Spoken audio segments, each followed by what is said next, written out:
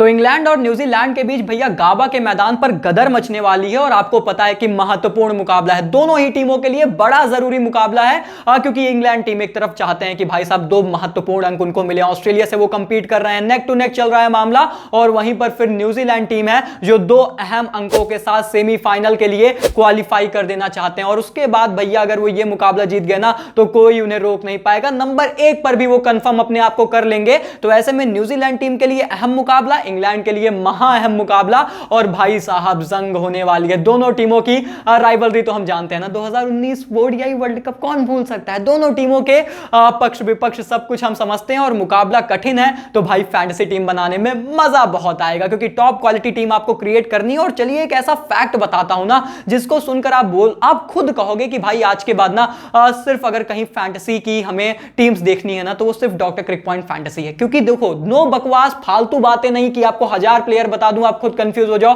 कि भाई किसे पिक करना है। भाई 22 तो खेलेंगे और 18 तो तूने खुद बता दिए, ऐसा कार्य हम नहीं करते, आपको पता है। और सबसे पहले यहां पर जो फैक्ट बताता हूं वो ये है कि पॉइंट्स टू नोट में दोस्तों आप ये समझिए कि अगर इंग्लैंड टीम चेस करने जाती है, टॉस का फैक्टर बहुत इंपॉर्टेंट है इस मैच में, पहले बता दे रहा हूं, अगर इंग्लैंड टीम चेस करने जा रही है, मैं आपको कह रहा हूं आप इंग्लैंड के ज्यादा बल्लेबाजों को अपनी टीम में मत रखिएगा, मत रखिएगा, मत रखिएगा। अब आपके जहन में यह सवाल आएगा कि भाई तो शुरुआत में ही ऐसी बातें क्यों कर रहा है, ऐसा क्या हो गया। अब इसके पीछे के 3 बड़े कारण हैं। पहली बात तो जो गाबा का रिकॉर्ड है वो चेस प्रेफर करता नहीं है, पहली बल्लेबाजी वहां पर प्रेफरेंस है। दूसरी बात यह है कि ये थोड़ी सी स्पिन फ्रेंडली कंडीशंस रहेंगी तो लास्ट में थोड़ी सी स्लोएस्ट कंडीशन होंगी और मुश्किल होगा चेस करना। और तीसरी और सबसे अहम बात यह है इंग्लैंड का बड़ा ही खराब रिकॉर्ड है हाल फिलहाल में T20 इंटरनेशनल मुकाबलों में चेस करते हुए। वो पहले बल्लेबाजी करके हमेशा ज्यादा मुकाबले जीतते हैं। तो ऐसे में आप समझ चुके हो, आप सजग हो चुके हो और आपको भी पता है कि ऐसे फैक्ट्स कोई नहीं बताता, लोग फालतू की बातें करके चले जाते हैं, हम आपको ऐसे ही फैक्ट्स बताएंगे। तो भैया अगर आप मान चुके हो, अगर आप हमारे साथ जुड़ना चाहते हैं तो आप नीचे से सब्सक्राइब करके नोटिफिकेशन बेल ऑन करें। और ऐसे में हम यहां पे शुरुआत करते हैं। सबसे पहले दोस्त क्विक स्टैट्स की यहां पर बात करते हैं। अब आपको पता है क्विक स्टैट में ना तो थोड़ा सा मसाला फिर से परोसा जाता है और ये पूरी वीडियो मसाले से भरी हुई है। अब यहां पे मसाला ये है दोस्तों ना कि इस सोडी ने, क्या आपको पता है कि जॉस द बॉस बटलर को 14 गेंदों में 3 मरतबा आउट कर रखा है T20 इंटरनेशनल में। अब आप सोचोगे कि अरे भाई जॉस द बॉस को तो आज मैं कप्तान बनाने वाला था, वाइस कप्तान बनाने वाला था, क्या बनाना है या फिर नहीं बनाना है, क्या टीम में रखना है या फिर नहीं रखना है। चलिए आप स्वयं विचार करिए, या फिर अगर आपको मुझसे जवाब चाहिए तो वीडियो के साथ अंत तक जरूर जुड़े रहें, बाकी सारा जवाब हम आपको फटाफट से दे देंगे। तो ऐसे में हम पहले आप मौसम के सूरत हाल देख लेते हैं ना, क्या कोई दिक्कत तो नहीं है। देखिए सुबह थोड़ी सी बारिश के अनुमान है, लेकिन जब मुकाबले का गेम टाइम है तो बारिश के अनुमान नहीं है। तो क्लियर वेदर ही आप मान के चलिए, ताबड़तोड़ मुकाबला देखने को मिलेगा। तो चलिए ये तो अच्छी खबर है। और ऐसे में पिच की तरफ चलते हैं। जो मैंने पिच की बात की, स्लोइश साइड की बात की, अब देखिए ये गाबा का मैदान है, बहुत अच्छा मैदान माना जा रहा है हाल फिलहाल में बल्लेबाजी के लिए, और हाई स्कोरिंग गेम्स हमें देखने को भी मिले। पिछला मुकाबला भी ऑस्ट्रेलिया और आयरलैंड में ऑस्ट्रेलिया ने अच्छा स्कोर खड़ा कर दिया था। अब यहां पर सबसे बड़ी बात यह है ना कि पिछले 24 घंटे में यह तीसरा मुकाबला है जो गाबा की उसी पिच पर, उसी पट्टी पर खेला जाएगा। और यह है सबसे अहम कड़ी, क्योंकि इसकी वजह से कहीं ना कहीं पिच स्लो हो सकती है, स्पिन फ्रेंडली हो सकती है, डायमेंशंस बड़े हैं, उस चीज का इजाफा, उस चीज का फायदा एक बार फिर से स्पिनर्स को मिलेगा। तो स्पिनर्स भी इस मुकाबले में बहुत अहम किरदार निभाने वाले हैं। और फिर से एक बात कहूंगा, ध्यान से सुनना दोस्त मेरी बात, यह एक ऐसा मुकाबला है ना जिसमें आप शुरुआत की टीम के साथ कतई मत जाएं। जो मैं टीम यहां पर शेयर करूंगा आप उसे डेफिनेटली बनाएं, लेकिन अपनी बेस टीम के तौर पर फाइनल टीम में आपको टॉस के बाद दूंगा। बहुत इंपॉर्टेंट है यहां पर टॉस फैक्टर। पहली बात तो मुझे देखना है कि इंग्लैंड पहले बल्लेबाजी कर रही है या फिर पहले गेंदबाजी। अब उसका कारण क्या है आप लोग समझ गए। और दूसरी बात मुझे यह देखना है कि जो टीम बाद में गेंदबाजी करेगी क्या उसके लिए मदद है, क्या स्पिनर्स की यहां पर जो है बातें चल रही हैं, बोलबाला चल रहा है, वो हम लोग शुरुआत में समझ पाएंगे, पिच को देखकर जांच परख पाएंगे। और इसीलिए कह रहा हूं ऐसा मुकाबला है ना जिसमें पिच देखना बहुत जरूरी है, बहुत जरूरी है दोस्त, बार बार कह रहा हूं। इसलिए जो फाइनल टीम है वो टेलीग्राम पर ही मिलेगी, @DRCP फैंटेसी। आपको पता है लिंक मैं कमेंट बॉक्स में पिन कर देता हूं, प्लीज जाइए ज्वाइन कर लीजिए, नहीं तो फिर आप फाइनल टीम नहीं देखोगे ना तो फिर आपकी मेहनत बेकार हो जाएगी दोस्त। और मैं डेफिनेटली नहीं चाहता कि ऐसा आपके साथ हो। तो प्लीज प्लीज आप लोग मेरी रिक्वेस्ट को माने। खैर हम लोग दोस्तों यहां पर T20 इंटरनेशनल रिकॉर्ड्स देखते हैं गाबा के मैदान के। यहां पर जो पहले बल्लेबाजी करते हैं ना उनका बोलबाला है, 8 में से 6 उन्होंने जीते। एवरेज स्कोर अब फर्स्ट इनिंग में 167 97 है। मैंने बताया रन बनते हैं 165, 70, 180 तक बन सकते हैं अगर यहां पर बल्लेबाज विस्फोटक अंदाज अपना ले, लेकिन आज की कंडीशन शायद थोड़ी सी अलग होगी और सेकंड इनिंग में 144 रन के आसपास रन यहां पर भी बन जाते हैं, तो रन भैया बनते हैं। और ऐसे में रही बात अब प्लेइंग 11 को लेकर, तो आखिर प्लेइंग 11 किस तरीके से होगी? खैर इंग्लैंड टीम क्या कोई बदलाव करेंगे? मुझे नहीं लगता कोई बदलाव करेंगे। अच्छा करते हुए आ रहे हैं, क्या बदलाव की जरूरत है? शायद नहीं है। और उसके बाद हम बात करें न्यूजीलैंड टीम के बारे में, तो अब यहां पर मुझे एक बहुत इंटरेस्टिंग चॉइस नजर आ रही है, क्योंकि देखो न्यूजीलैंड टीम के लिए मिचेल सैंटनर ने हाल फिलहाल में बहुत अच्छा किया है, लेकिन देखने वाली बात यह है कि इंग्लैंड टीम के पास काफी सारे लेफ्ट हैंड बल्लेबाज हैं। तो अब मैं देखना चाहता हूं कि भैया क्या यह टीम मिचेल सैंटनर को खिलाएगी, क्योंकि वो फिर अच्छा मैचअप नहीं होगा, लेकिन हाल फिलहाल में उन्होंने परफॉर्मेंस अच्छी की है। और आप चाहें तो यहां पर चैपमैन की तरफ देख सकते हैं, जो कि एक ऑफ स्पिनर है, जो अच्छा मैचअप होंगे against Ben Stokes, against Moeen Ali, जो कहीं ना कहीं सैंटनर को आड़े हाथ ले सकते हैं। तो ये बहुत इंपॉर्टेंट है। अब ये भी फैक्टर है, मेरी टीम में रहेगा, जो भी खेलेगा वो रहेगा, तो देखने वाली बात यह है कि वो कौन खेलेगा ना। तो फिर से कह रहा हूं कि टॉस के बाद बहुत इंपॉर्टेंट यहां पर टीम क्रिएट होने वाली है, और ऐसे में इन सभी पहलुओं को तो हमने समझ लिया। अब हमारे मेन मुद्दे पर आते हैं, टॉप पिक की तरफ चलते हैं। मेरी टॉप पिक इस मुकाबले को लेकर क्या होने वाली है? दोस्तों मेरी सबसे पहली टॉप पिक है मार्क वुड। इंग्लैंड के मार्क वुड के T20 इंटरनेशनल आंकड़े इस साल लाजवाब हैं, जिन्होंने 5 पारियों में भैया 14 विकेटें ली हैं, यानी हर मैच में 2 से भी ज्यादा विकेट ले रहे हैं भैया। ये तो आपके कैप्टन वाइस कैप्टन चॉइस हो ही सकते हैं।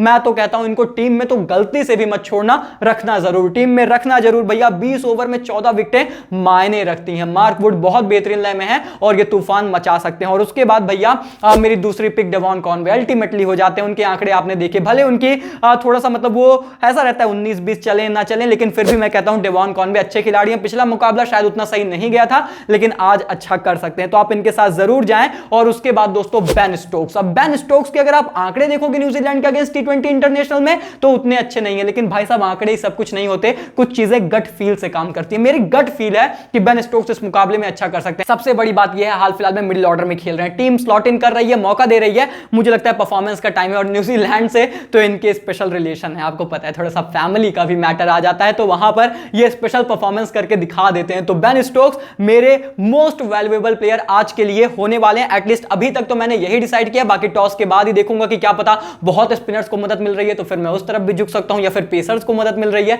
तो वो सारी चीजें आप लोग भली भांति समझते हैं। और उसके बाद मेरी जो last but not the least topic है वो सैम करन है, एक और इंग्लैंड के ऑलराउंडर। और जी हां दोस्तों, मैं इनके साथ जाना पसंद करूंगा, क्योंकि न्यूजीलैंड के खिलाफ इस खिलाड़ी को खेलना पसंद है। 5 पारियों में 6 विकेटें चटका रखी हैं, तो हर एक मुकाबले में 1 विकेट तो चटका ही रहे हैं, आपको उसके पॉइंट्स मिलेंगे, फिर कैचेस लेंगे, ऑलराउंडर है और बल्लेबाजी भी करेंगे, लेफ्ट हैंड बल्लेबाज, फिर से advantage. I think Sam Curran very important player, definitely you should go with him. आप इनको जरूर अपनी टीम में रखिएगा। और ऐसे में दोस्तों जब इतनी बातें हो चुकी है ना, तो फटाफट से अब फैंटेसी 11 तैयार कर लेते हैं। क्यों इंतजार करना, क्यों विलंब करना? अब देखिए सबसे पहले विकेट कीपर लिस्ट में ना 2 विकेट कीपर्स के साथ मैं जा रहा हूं। डेवॉन कॉनवे तो मेरी टीम में है ही, जॉस द बॉस बटलर भी हैं। जी हां, मैं जा रहा हूं जॉस द बॉस के साथ। भले मैं जानता हूं कि इस छोटी शुरुआत में लग सकते हैं उनको आउट करने के लिए, बट देखिए जॉस ऐसे खिलाड़ी है ना जिनको छोड़ना कहीं ना कहीं इतना आसान नहीं होता, नहीं छोड़ती टीम है ना। तो डेफिनेटली मैं भी कहूंगा, कप्तान वाइस कप्तान नहीं रिकमेंड कर रहा हूं, बहुत साफ कह रहा हूं, नहीं रिकमेंड कर रहा हूं, लेकिन आप इन्हें टीम में जरूर रखें। और इसके बाद हम बात करें यहां पर बल्लेबाजों के बारे में, तो भैया 3 बल्लेबाज अभी के लिए मेरी टीम में हैं, जिसमें से एक है केन विलियमसन, दूसरे हैं मोइन अली एंड तीसरे हैं डेविड मलान। अब देखने वाली बात दोस्तों यहां पर यह है कि एलेक्स हेल्स के आंकड़े ना एक्चुअली अच्छे हैं, उनको परफॉर्म करना पसंद है अगेंस्ट न्यूजीलैंड, बट स्टिल दोस्तों यहां पर वो जॉस बटलर एलेक्स हेल्स दोनों ही चलें, इसके आसार मुझे कम ही नजर आते हैं। तो ऐसे में ये थोड़ा सा है 50-50 कॉल, लेकिन अभी के लिए मैंने उनको बैठाया है, थोड़ा सा टफ कॉल ली है, लेकिन अभी मैं मोइन अली को प्रीफर कर रहा हूं। लेफ्ट हैंड बल्लेबाज फिर से कह रहा हूं मिडिल ऑर्डर में आएंगे, वो थोड़ा सा अगर सैंटनर खेलते हैं ना तो उनको अटैक करने आ सकते हैं, ये टीम भेज सकती है स्ट्रैटेजिकली, और फिर अगर स्पिनर्स को मदद मिली तो क्या पता आपको विकेटें भी चटका के दे। तो इंपॉर्टेंट प्लेयर हैं मोइन अली इस मुकाबले के लिए। और उसके बाद ऑलराउंडर सूची में 2 तो मैंने ऑलरेडी बता दिए थे आपको कि बेन स्टोक्स, सैम करन बड़े इंपॉर्टेंट प्लेयर हैं, एंड मिचेल सैंटनर को भी मैं अभी रख रहा हूं अगर वो 11 में आते हैं। पहली बात तो देखना रहेगा कि क्या टीम प्लेइंग 11 में उन्हें खिलाती है या फिर नहीं खिलाती है, सबसे बड़ा डिसीजन तो यही होगा। और उसके बाद गेंदबाजी यूनिट में मेरे पास 3 पेसर्स होने वाले हैं, Tim Southee, Trent Boult and specially Mark Wood, the very very important player. और मैं आपको एक चीज और बता दूं, अगर मिचेल सैंटनर नहीं खेले ना तो हो सकता है मैं एक स्पिनर और ले लूं, अगर स्पिन फ्रेंडली पिच रही और अगर पेसर्स फ्रेंडली रही तो मैं फिर एक पेसर और स्लॉट इन करूंगा। कौन होगा, कैसे होगा, टेलीग्राम पर ही आपको पता चलेगा, तो इसीलिए भैया टेलीग्राम पर जुड़े रहें। खैर ऐसे में मेरे कप्तान की बात है तो यहां से दोस्तों मेरी कप्तान की चॉइस होने वाले हैं बेन स्टोक्स, और मेरे वाइस कप्तान की चॉइस अभी के लिए है सैम करन, यानी कि 2 इंग्लैंड के ऑलराउंडर्स के साथ मैं इस मुकाबले के लिए जा रहा हूं। खैर अभी के लिए तो डेफिनेटली यही मेरी चॉइस है।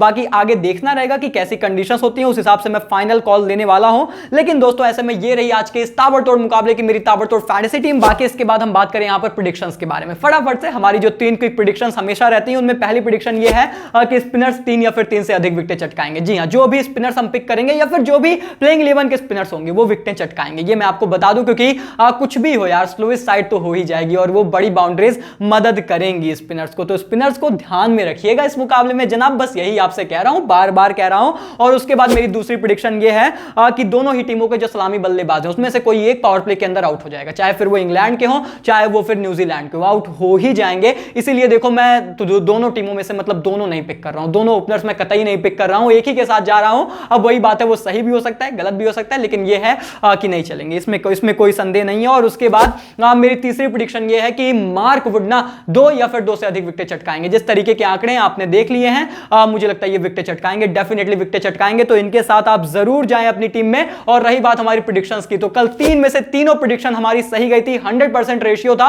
और इस पूरे वर्ल्ड कप में 18 प्रेडिक्शन हमने की है, जिसमें से दोस्तों हमारी 15 प्रेडिक्शन सही हुई है। 83% का प्रेडिक्शन रिकॉर्ड चल रहा है। तो भैया आपकी दुआ है, आपकी प्यार है, इसीलिए ये सारी चीजें चल रही हैं। उम्मीद है ऐसे ही आगे बढ़ते रहेंगे हम, और हम 1000 सब्सक्राइबर्स के बेहद ही करीब हैं। प्लीज मैं आपसे रिक्वेस्ट करूंगा कि आज 1000 सब्सक्राइबर्स करा दें। अगर आप देख रहे हैं, अगर हो गया है तो फिर कांग्रेचुलेशन लिख दें, नहीं हुआ है तो कर दें दोस्त, उसके बाद कांग्रेचुलेशन लिखें। बाकी अगर आप लोग को वीडियो पसंद आई है तो यार लाइक करें, अपने दोस्तों के साथ साझा करना ना भूलें। नया चैनल है, आपके सपोर्ट आपके प्यार की जरूरत है। बाकी मिलते हैं टेलीग्राम पर, फॉलो कर लो। फिर से कहूंगा आज के मुकाबले के लिए तो बहुत जरूरी है कि आप फाइनल टीम को एक बार जरूर देखें। मुझे बहुत कॉन्फिडेंस है आज के मैच के लिए कि कुछ अच्छा होने वाला है, इसीलिए आप लोगों से बार बार दरख्वास्त कर रहा हूं, सिर्फ आप ही के भले की बात कर रहा हूं। बाकी मिलते हैं बहुत जल्द दोस्तों, तब तक के लिए take care, good bye, thank you so much.